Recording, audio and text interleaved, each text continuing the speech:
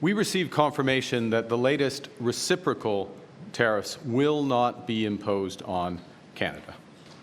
At the same time, President Trump confirmed that the tariffs announced last week against our auto industry will come in, and indeed have come into effect today. So while it's progress that further tariffs were not imposed on Canada yesterday, the President's actions will reverberate here in Canada and across the world. Three different sets of U.S. tariffs remain in place and will continue to pose significant threats to Canadian workers and Canadian businesses. And while they have been imposed under different premises, some things are consistent. They are all unjustified, unwarranted, and in our judgment, misguided.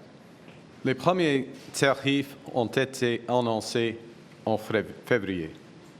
Après une brève pause, ils ont été remis en place en mars. Selon l'administration Trump, ils ont été mis en place en réponse au trafic de fentanyl qui aurait lieu à notre frontière commune. Pourtant, 0,20% du fentanyl qui entre aux États-Unis vient du Canada.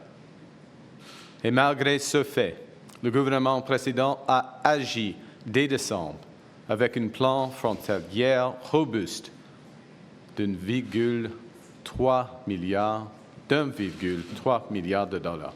1,3 milliard de dollars. Un plan qui implique de nouveaux outils pour nos forces policières, des hélicoptères, des drones et des équipes canines pour détecter et empêcher le trafic de fentanyl et des produits chimiques utilisés pour produire cette drogue. Nous sommes maîtres chez nous. Nous contrôlons notre destin. Nous allons tracer notre propre voie. Nous choisissons de nous battre, de protéger et de bâtir. Nous allons nous battre contre ces tarifs jusqu'à ce qu'ils soient annulés. Nous allons protéger nos travailleurs et nos entreprises pendant cette période difficile. Surtout, nous allons bâtir une économie canadienne renouvelée. Nous allons bâtir un Canada fort.